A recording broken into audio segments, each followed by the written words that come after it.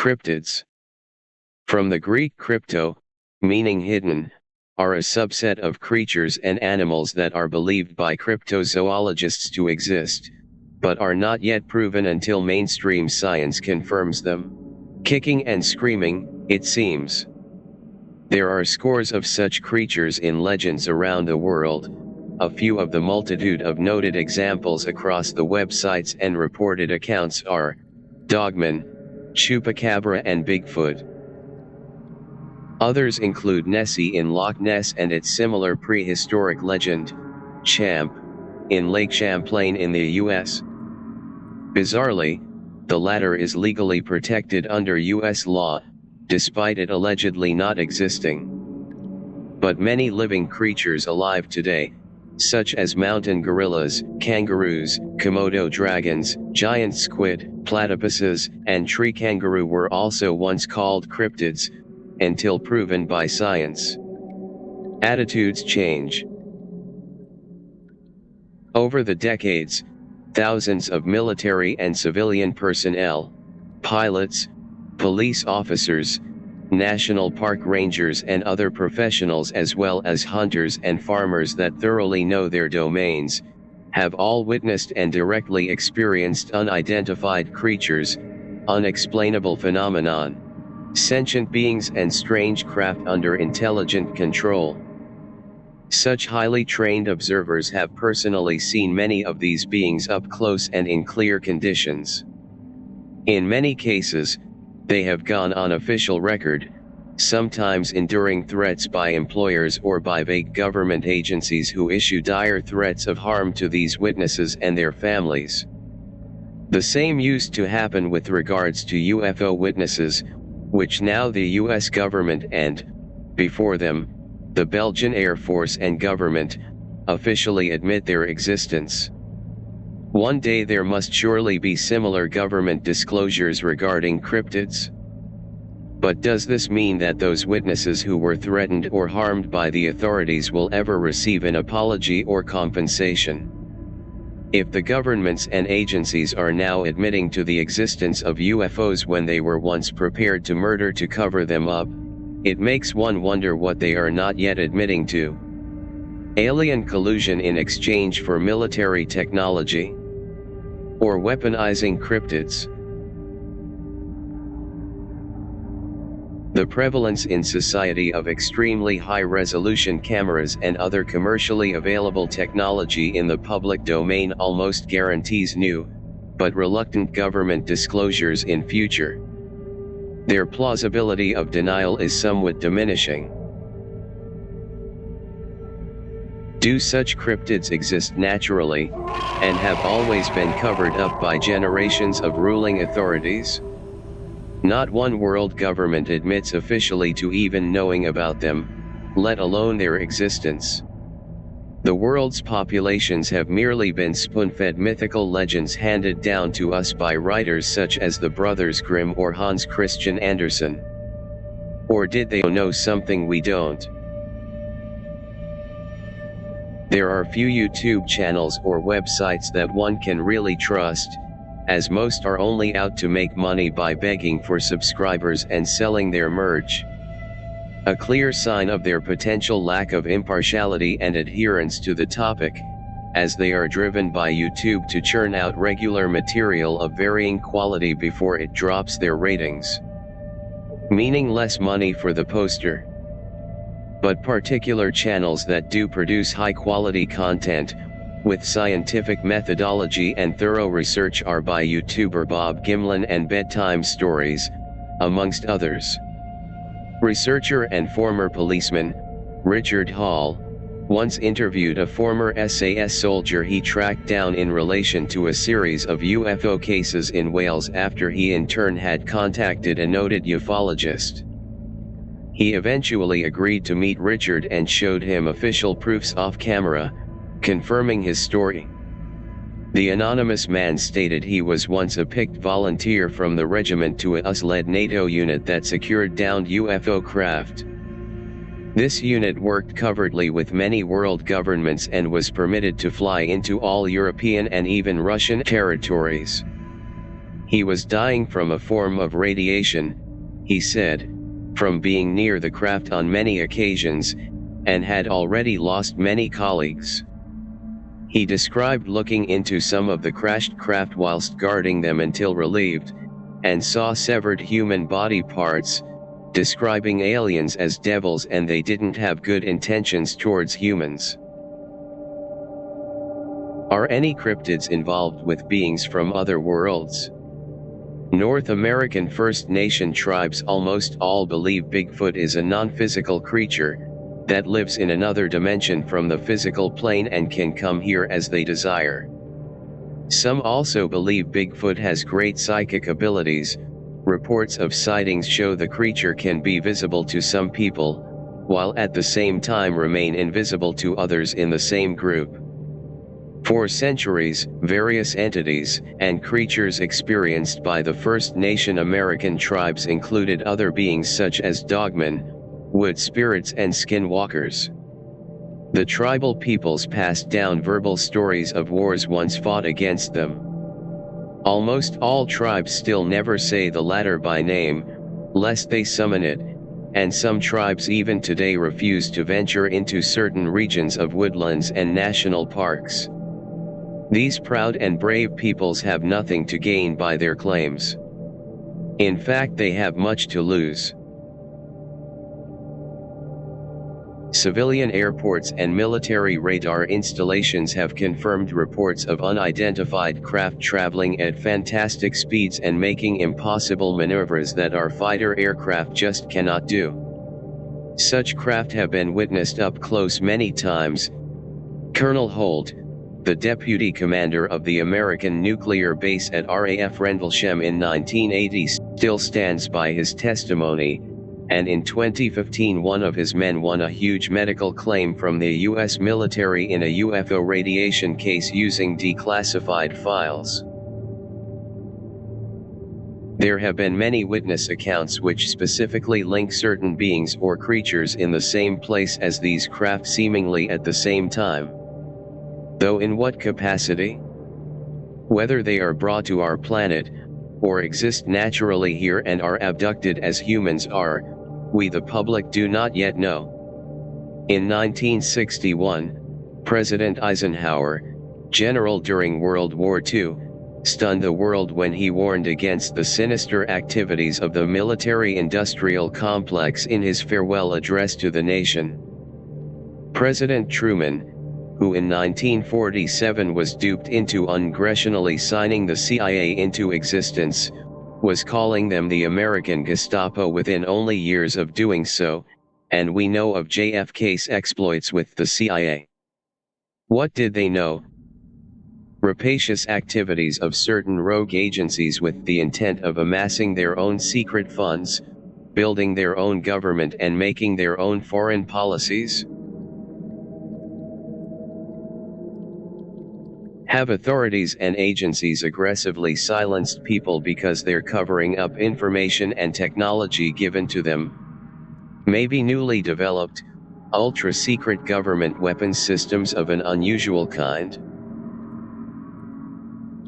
Many of the eyewitnesses report the involvement of suited men from undeclared agencies that find and interrogate them afterwards. In some cases where firearms were discharged and the cryptid was killed, the agents directly mentioned to the interrogatee that it was, and I quote, an asset. This suggests that the cryptid was some kind of possession of the government's or weapon.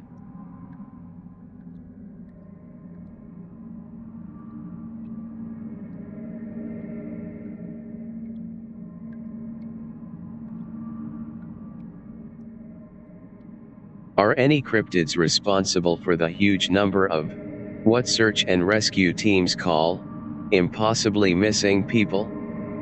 According to the National Missing and Unidentified Persons Database, which is funded by the U.S. Department of Justice, more than 600,000 people go missing annually. Approximately 4,400 unidentified bodies are recovered each year. Missing people disappear due to many reasons: bad weather, accidents, health conditions, animal or human intervention. But discounting the explainable, there is a smaller section of people in which not even any trace of them is ever found again. None of their personal possessions, no clothing, and leaving no scent. This is despite the incredibly dedicated long hours and weeks of work in all weathers by multidiscipline teams working together in strict grid patterns. Search and rescue teams with trained tracking and cadaver dogs, helicopters with infrared cameras capable of locating 3-day-old corpses, police units, U.S. National Guard, park rangers, etc. Sometimes First Nations trackers offer assistance, the FBI show up to monitor the situation and, in extremely rare cases, U.S. Army Special Forces such as the Green Berets mysteriously have showed up. One such instance was in July 1969 when a local 6-year-old boy, Dennis Martin, went missing in the Smoky Mountains National Park whilst out with his family. Much controversy has surrounded the case and, despite a massive search in awful weather, the poor boy was never seen again. It is said that the media fudged the reporting. The FBI showed up, despite a missing case not being a crime, and would not communicate with the authorities on the ground. The veteran Green Berets, 80 of them, did likewise and also operated at night, most likely armed. But why? So, at the height of the Vietnam War, at incredible expense, highly valued and sorely needed special ops soldiers were diverted from a major war zone, just to find a missing boy. Impossible disappearances is an apt phrase, for the reason that if the missing people were ever there, they would have been found alive or dead by all of the above. On some of these occasions, SAR tracker dogs are strangely known to either refuse to search, or be unable to.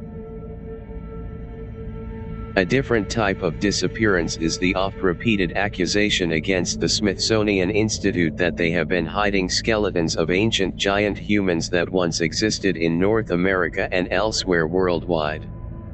Emmy Award-winning writer Richard J. Dewhurst wrote about the Smithsonian's supposed 150-year suppression in his book entitled, The Ancient Giants Who Ruled America, The Missing Skeletons and the Great Smithsonian Cover-Up. He states that the Stonehenge-era megalithic burial complex on Catalina Island yielded over 4,000 giant skeletons, more than 9 feet tall. He explores 400 years of giant finds, including newspaper articles, first-person accounts, rare photographs, state historical records and illustrated field reports. Since the early 20th century, such archaeological evidence was more commonly found or reported on, but despite the debunking website Snopes and also Reuters supposedly disproving that the Institute and others are suppressing discoveries and knowledge of our collective past, the suspicion remains. Do alien beings collude with the authorities? If so, do they co-experiment on humans? This has long been theorized and suspected by many, based again upon military or intelligence whistleblower testimonies and conspiracists. One case in point being the suspicious death of James Forrestal, the first U.S. Secretary of Defense in 1949.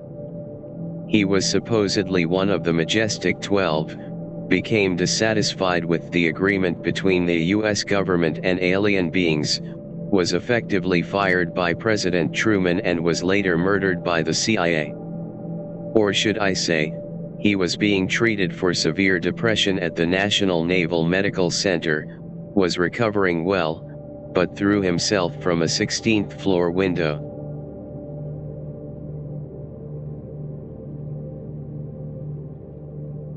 Over the last 70 years or so, many other events and accounts have tended to point towards, and touch upon, the alien theory and the technology we humans have gleaned from them.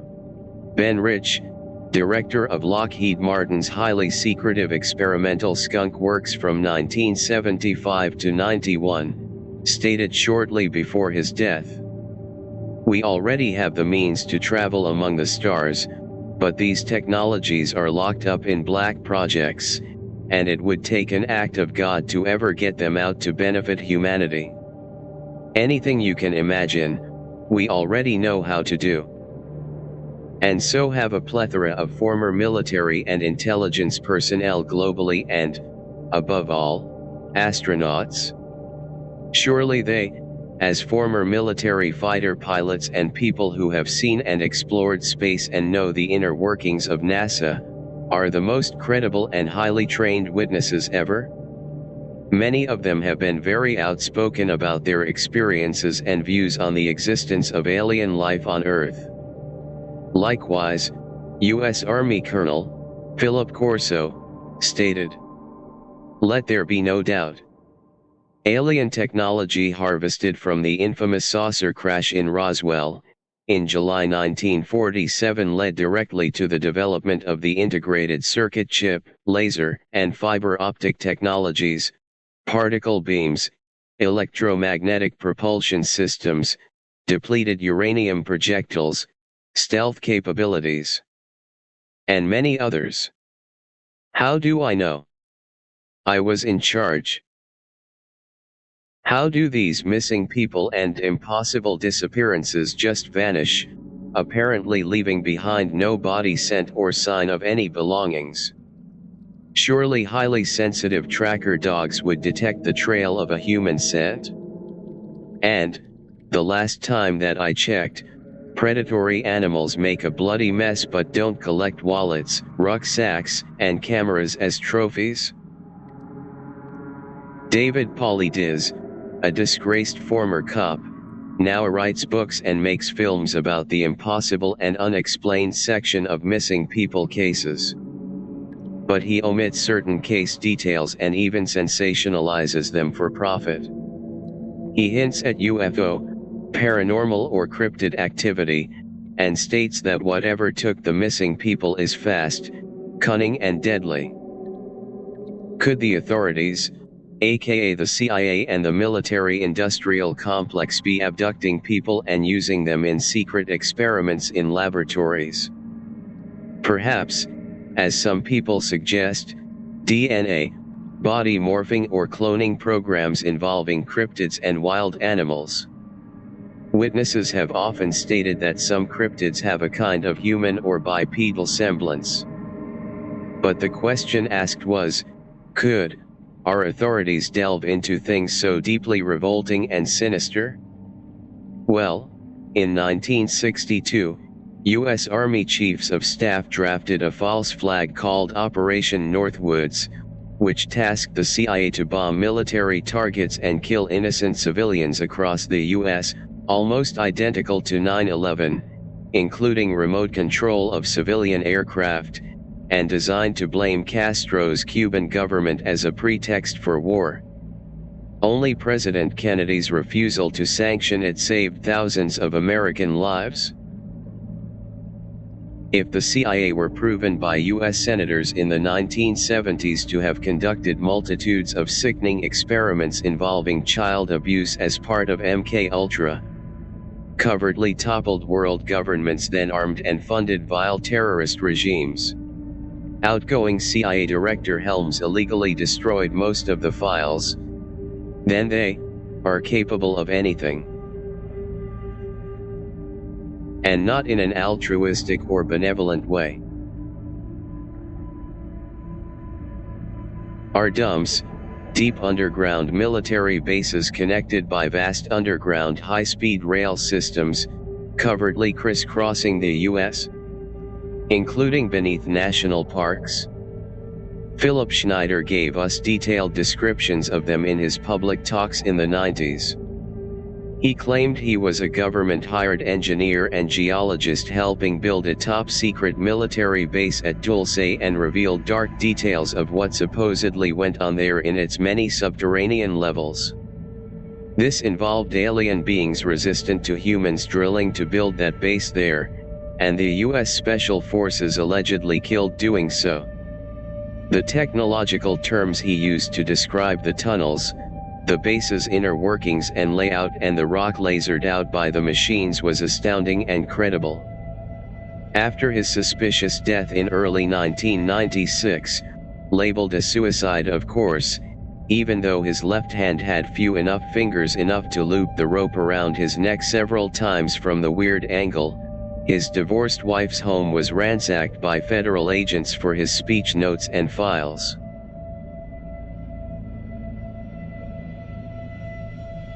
Many unrelated cryptid, missing and paranormal accounts include descriptions of strange and loud, but brief, metallic clanging and whooshing noises deep in the parks, where no such noises or machinery should even be.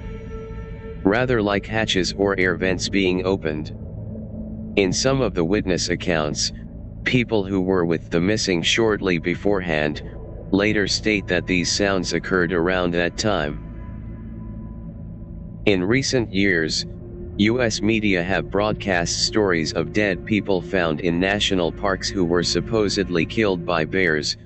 Kentucky State Police believe an animal may have killed a 13-year-old boy. They just don't know what kind of animal did it. News, we're learning more this morning about the mysterious slaughter of 3 miniature horses in southern Kentucky. And the big question remains, is a wild animal responsible? Which is very possible, but the deeper background in these cases suggests otherwise. But at least it's a start, slowly seeping into the public consciousness. The planet loses countless land and sea species of flora and fauna every week, yet experts are discovering new ones all the time. The cycle of life seems incredibly complex and constant, what little we know of it. Strange sea creatures have been repeatedly washed up on our shores. Things we couldn't have believed possible, but they are. Photographs and science prove them so. And we know more about the moon's surface than our own ocean depths. On January 18, 2011, evidence for the existence of a large octopus was discovered and reported in the Freeport News. A piece of octopus, beak and part of the head, washed ashore on Grand Bahamas Island. Dudley Bethel, an experienced fisherman, estimated from the size of the beak, the octopus could be 20 to 30 feet in length. This was supported by Clement Campbell of the Department of Marine Service. Deep blue holes in the area are alleged to contain larger marine creatures in their depths, and swimmers have reported suddenly losing friends in them, no blood, screaming or panic. Just a sudden downward plunge and never seen again. What could do this? Nearly all large marine predators, even when attacking as stealthily as they can, will create visible dark profiles, cause havoc and leave a bloody mess, not to mention panicking screams of witnesses and victims alike. So these creatures must be incredibly stealthy, quick and intelligent. Could some species of sea life, isolated in water inlets and unable to breed, grow to prehistoric proportions and really exist after all? We humans may have to accept that we are not at the top of the food chain, and the world around, above, and beneath us is not quite what we think it to be. Queen Elizabeth II, briefed on political and intelligence matters, worryingly once warned, "There are forces at work of which we know nothing."